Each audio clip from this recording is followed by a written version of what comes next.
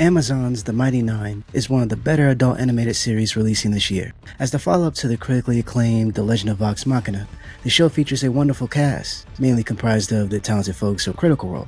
It also sports an engaging plot and some well-crafted action scenes. The show does have some notable issues though, some janky animation and questionable actions from key characters to name a few. But those downsides aren't enough to warrant skipping The Mighty Nein, as it compares favorably to the Splinter Cells and common side effects of the world.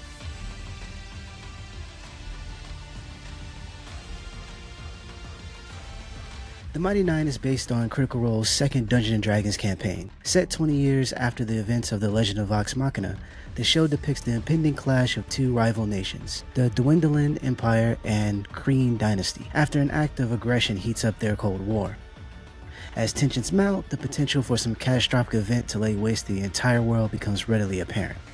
And yet, unsurprisingly, this threat of annihilation isn't the most engaging aspect of the show. Instead, it's the Mighty Nein's eccentric group of morally ambiguous and seemingly untrustworthy anti-heroes that captivates early on.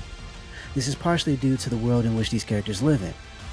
While the idea of warring nations set against a D&D backdrop is intriguing, the who and what of it all won't necessarily resonate right away. It's not to say that the Mighty Nein is confusing. It's written in a manner that caters to Critical Role/D&D fans and newcomers alike. It's just that the name of a given region, important historical aspects, and the ramifications of a cultural event aren't always immediately recognizable. That isn't the case when it comes to the more commonly relatable aspects of, say, a character's personal plight. The struggle to take care of an ailing loved one, or an outcast's reluctance to trust those around them is as common to fictitious characters as it is to the viewer. These elements help to ground the plot on things beyond the fantasy-based components of Dungeons & Dragons. World building aside, the Mighty Nein's main characters shine because they're all fully fleshed out, yet completely broken individuals. You have no idea what you're doing, monk. I don't know, it's not complicated. Punch, kick, bleed, repeat. The Nine come equipped with lingering trauma and more than a few visible scars. They are heavily flawed, misguided, and even villainous to a degree. Their solo misadventures lead to an eventual crossing of paths, and there an origin story develops as Calamity forces these would-be heroes to consider working together. It's a familiar setup. That said, their wild and often violent journey is distinctive enough to remain entertaining throughout the season's entire 8-episode run. It could take a lot to convince an alcoholic goblin thief to work with an ego-driven, self-sabotaging monk. Even if they set aside their cultural and racial differences, there's the fact that their goals aren't initially aligned beyond a few random, albeit hilarious encounters. In reality, they wouldn't get along. What makes their inevitable friendship believable, however, is the Mighty Nein's great script and wonderful voice acting.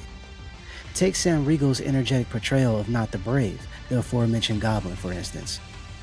His raspy line delivery and liberal use of profanity colors Not as a mischievous girl who only looks out for herself.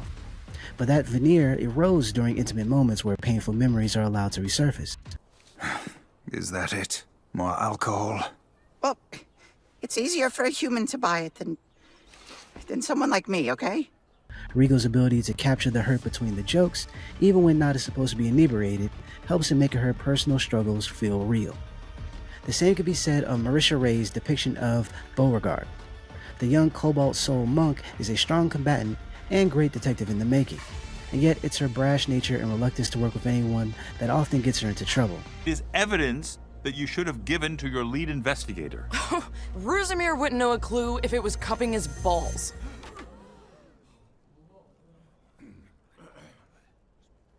We do not say balls in the sacred hall of the knowing mistress. Ray does a great job of balancing these competing aspects of Beau, as she easily shifts from an authoritative tone to that of someone who still lacks confidence in their abilities. Honestly, the Mighty Nein's entire cast does an amazing job. Liam O'Brien and Travis Willingham breathe life into the disheveled wizard Caleb and orphan sailor Ford, respectively. Laura Bailey's portrayal of the naive yet lovable jester is equally impressive, as well as Matthew Mercer's take on Essek, the secretive green elf whose affiliations blur the longer he's on screen. Even the guest appearances from folks like Alan Cumming and Lucy Liu prove to be impactful. It's safe to say that showrunner Tasha Hugh, alongside Critical Role, has created another hit series. That said, The Mighty Nein does have a few issues that are worth discussing. While the show's plot works and the script is solid, some of the events don't make sense pacing-wise. There is a moment where tarot card reader Molly, played by the awesome Taliesin Jaffe, is asked to work with the show's band of misfits. The problem is that the group's recent actions not only destroyed his way of living, but also led to the death of multiple people. But since Molly was in a bind and needed help, what should have been a tough decision is waved away as a simple means to an end. He barely shows any reluctance to befriend them at all, and while his forget the past, live for now dogma is ever present, it doesn't excuse Molly's sudden change of heart. The Mighty Nine's animation, which is produced by the renowned Titmouse, is mostly great.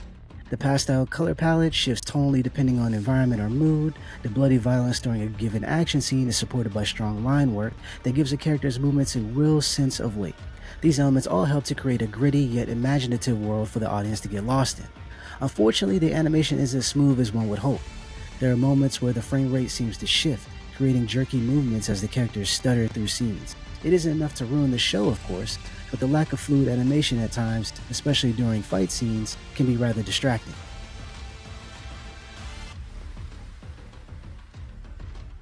The Mighty Nine is an entertaining adult animated series. It sports an interesting plot, enthralling characters, and some amazing voice acting.